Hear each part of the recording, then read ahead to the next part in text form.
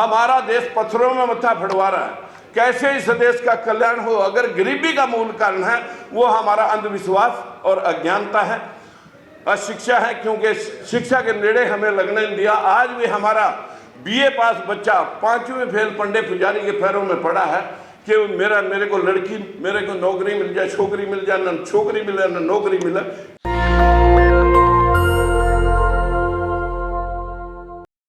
ठहरे ना भी ठहरे न मुंह में ठहरे। जैसे बच्चे संसार में पैदा होते हैं वैसे ही संसार का एक नियम है, जाना और आना एक सिस्टम है। लेकिन कुछ लोग कहते हैं हम श्रेष्ठ हैं और ये बाकी के नीच हैं।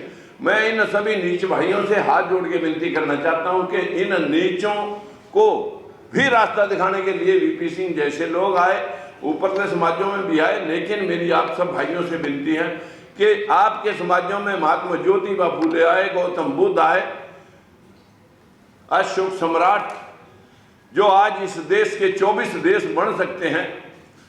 इस देश में जो अफगानिस्तान है, इंडोनेशिया, कोरिया, आधा चीन, चाइना, आधा रशिया, आपका सिंगापुर, मलेशिया, बैंकॉक, चीन, भूटान, सिक्किम, आपके ये सारे अशोक सम्राट के राज्य के भूभाग थे। लेकिन कलिंगा युद्ध में ज्यादा लोग मर जाने की वजह से अशोक सम्राट ने तलवार फेंक के मानवतावादी संविधान को अपनाते हुए और उन्होंने 84,000 स्तूप बना करके पूरे विश्व में अपने जीवन की लेखनी लिखी। उस लेखनी को, गौतम बुद्ध की लेखनी को आज हमारे तिरंगे झंडे में उसका निशान है। धम्म चक्र जो है वो गौतम बुद्ध का है, हर नोट पे स्टैंप है, पार्लियामेंट पे आपकी मोहर है, 4 शेरों वाली। लेकिन कहाँ हमारा समाज जान रहा है गौतम बुद्ध को, कहाँ हमारा समाज जान रहा है अशोक सम्राट को। उस वक्त जब उन्होंने युद्ध आगे ना करने का प्रण ले लिया तो उसके बाद 7 राजा और हुए मौर्य वंश की वंशावली में, और आखिरी राजा 10वां राजा बृहदत्त मौर्य का पुष्यमित्र शुंग के द्वारा वध करने के बाद अयोध्या बसाई 2200 साल पहले, 184 ईसा पूर्व। यहाँ बैठ करके सारी कल्पनाएं, सारे शास्त्र उसने यहाँ उनको लिखवाया गया, जिनमें ये बातें लिखी कि ढोल गवार शूद्र पशु नारी के लोग पूछेंगे पुष्यमित्र शुंग, वही कहा, उसी ने कहा कि मैं भगवान राम विष्णु का अवतार हूं। लोग पूछेंगे कि राम किसके बेटे कहाँ, जबकि शास्त्रों में लिख रखा है कि राजा दशरथ तो नापुंसक थे, वो तो निपुत्रिक थे। तो फिर कैसे हम मान लें इस बात को कि वो कैसे पैदा हुए, कि श्रृंगी ऋषि की खीर खाने से पैदा हो गए। ये श्रृंगी ऋषि कौन था भाई? ये भिंडरक का बेटा था। ये भिंडरक कौन था? जब आप मत्स्य पुराण पढ़ोगे, क्योंकि गरुड़ पुराण, मत्स्य पुराण, आपके भविष्य पुराण, न जाने 18 प्रकार की पुराण, लेकिन सबसे पहले मत्स्य पुराण को जब हम पढ़ेंगे तो उस पुराण में लिखा हुआ कि भिंडरक ऋषि मछली के पेट से पैदा हुआ। How can be possible? कि ये संभव कैसे है कि मछली अंडे देती है और वो पानी में अंडे देती है, धरती पर अंडा देने आई तो मछली जिंदा कैसे रही? और मछली ने अगर वो अंडा दिया पानी में तो वो भिंडरक ऋषि कैसे पैदा हुआ? लेकिन शास्त्रों ने पैदा कर दिया। और उसके पश्चात क्या हुआ कि उसने बड़ी तपस्या करी, और तपस्या करते हुए वहाँ पर उसके जंगल में एक सामने हिरनी चल रही थी। हिरनी उसे बड़े सुंदर लगी, उसने उसके साथ सहवास किया तो वो गर्भवती हो गई। और जब वो गर्भवती हो गई तो उसके एक सींग वाला बच्चा पैदा हुआ जो श्रृंगी ऋषि बना।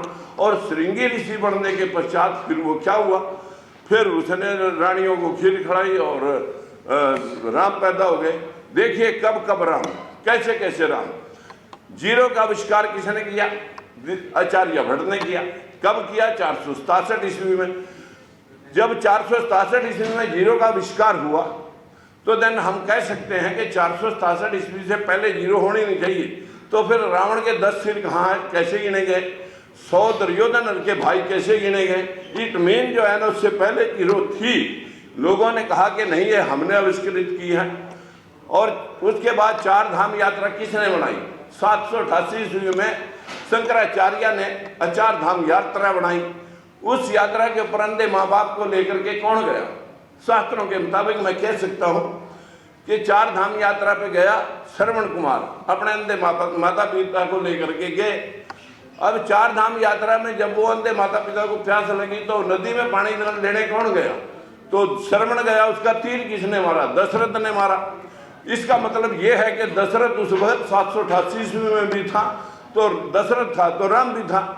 फिर आ जाती है बात के सारी रामायण तुलसीदास ने लिखी, और तुलसीदास की मृत्यु कब हुई? 1680 ईस्वी में हुई। जब 1680 ईस्वी में तुलसीदास जी मरते हैं तो उससे पहले उसने रामायण लिखी होगी, और उस रामायण में जिसमें ढोल कुमार सुंदर पसुंदारियों के प्रसंग लिख रखे, उसी में एक चौपाई और भी लिख रखी कि राजा को कहा गया कि उस वक्त औरंगजेब का राज था, औरंगजेब के बारे में लिखा गया कि बड़ा क्रूर था, 100 जनेऊ और चोटें काट करके वो रोटी खाता था। लेकिन अगर वो इतना क्रूर था तो तुलसीदास ने किसी भी शास्त्र में, ना रामचरितमानस में, ना रामायण में एक वर्णन नहीं लिखा उसका। जितनी रचनाएं लिखी वो सारे उसी के काल में लिखी, और उसी में उसने एक चौपाई और लिख रखी है कि चित्रकूट के घाट पे भई संतन की भीड़, तुलसीदास चंदन घिसे और तिलक करे रघुवीर। इट मीन राम वहां खड़ा था, जो रघुवीर ने उसका तिलक करा। 467 में राम, उससे पहले राम 788 में राम, 1680 में राम। कब कब राम? एक राम दशरथ का बेटा, एक राम घट में लेटा, एक राम दशरथ का बेटा, एक राम घट में बैठा, एक राम का शकल पसारा, एक राम दुनिया से न्यारा। कौन से राम की बात कर रहे हो? एक राम जिसको हम भगवान मानते हैं। Who is God? गॉड कौन है? गॉड मित्रों पंच तत्व है, सृष्टि का निर्माण जिससे होता है। भगवान जिसको हम कहते हैं, भय से भूमि, जैसे गगन, वैसे वायु, ऐसे अग्नि, नैसे नीर, भय गय वह न। भगवान पंच तत्व जिसको पंडा पुजारी कहेगा कण कण में व्यापक है, दैट इज द ट्रुथ। ये कण कण में व्यापकता है। इसी बात को महात्मा फूले जी ने इन शास्त्रों के प्रति पूरा खुल करके लिखा। पेरियारी रामास्वामी ने लिखा, गाडगे साहब ने लिखा, नरेणा स्वामी ने लिखा, तुलसीदास ने लिखा, कबीरदास ने लिखा, तुलसीदास ने सॉरी दैट कबीरदास ने लिखा, और गुरु नानक देव ने लिखा। कितने महापुरुषों ने लिखा? हमारे को कबीरदास कहते हैं कि तन की मालाएं छोड़, मन का फेर, पोथी पढ़ पढ़ जग भया, फिरा नहीं मन का फेर। अरे तन की मालाएं फेंक, मन का फेर। भगवान कहाँ है? भगवान तो आपके अंदर है। जो जिनको लोग नास्तिक कहते हैं, असल में वही आस्तिक, जो असली जो परमार्थी हैं, जो असली आस्तिक हैं, वो नास्तिक जिनको लोग कह रहे हैं, जो ट्रुथ से वाकिफ हैं, जो सच्चाई पे चलते हैं। हमने कभी राजनीति नहीं देखी साथियों। इस राजनीति के पीछे, इस बैकवर्ड के पीछे, शेड्यूल कास्ट के पीछे 3 बार सत्ता छोड़ दी। सत्ता हमारा वो नहीं ना, सत्ता हमारा कारोबार है। कारोबार हम अपने बाल बच्चों के माध्यम से इंडस्ट्री चलाते हैं। उससे पहले 4 रुपए की बाल मजदूरी कर रखी है। ये कोई जो है, ये मेरा कोई बाप दादा का कोई कारोबार नहीं था कि मैं राजनीति करके ही मतलब रोटियां खवानी है। मैं आप सभी से भी जानना चाहता हूं कि यदि आप चाहते हैं कि आप वास्तविकता से वाकिफ हो, तो मैं एक छोटी सी किताब आपको दूंगा, उस पर पढ़ के आप कमेंट देना, उस पर पढ़ करके आप अपना एनालिसिस हमारे को देना। अगर आप बाबा साहब का संविधान, हमारी बहन बेटियां राष्ट्रपति बन सकती हैं, प्रधानमंत्री बन सकती हैं, एसपी डीसी जज बन सकती हैं, लेकिन पूरी नारी जाति के ऊपर मनुवाद का शिकंजा है, ब्राह्मणवाद का शिकंजा है। और ऐसी व्यवस्था 4 करोड़ मंदिर इस देश के अंदर है, जो 4 करोड़ मंदिरों में लगभग 15 लाख करोड़ रुपये रोजाना सुबह 10 बजे से रात के 11 बजे तक, सुबह 4 बजे से अर्पया जाता है। हमारे लोग अगर सरस्वती पूजने से ज्ञान मिलता, लक्ष्मी पूजने से धन मिलता, तो मैं दावे से कह सकता हूं सारा धन और ज्ञान इन बैकवर्डों के पास, शूद्रों के पास होना चाहिए था। America, England, Canada, Australia, German, Japan, चीन, रूस, दुबई में फूटी खोटी नहीं होनी चाहिए थी। जो 100% बुद्धिस्ट कंट्री है जापान, जो 1945 में नेस्तनबूद कर दिया था, अमेरिका ने उस पर बम डाल करके नेस्तनबूद कर दिया था। मित्रों, आज अमेरिका भी उसका कर्जदार है। छोटा सा कंट्री है जो 100% बुद्धिस्ट है। पूरे वर्ल्ड की टेक्नोलॉजी अगर 70% टेक्नोलॉजी हम कहें तो पूरी जापान की है। चाइना मल्टीप्लाई करके उसे विश्व बाजार में उतार करके कब्जा करे बैठा है। हमारा देश पत्थरों में मत्था फड़वा रहा है।